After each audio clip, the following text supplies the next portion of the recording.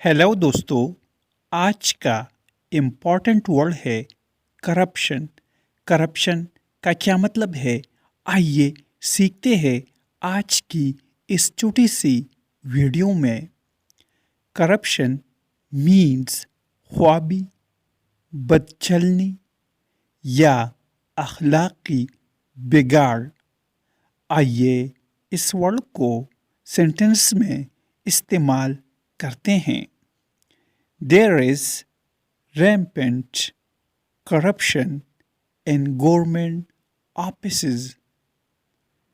Rampant means ज़्यादा या उरूज पर। सरकारी दफातर में करप्शन उरूज पर है।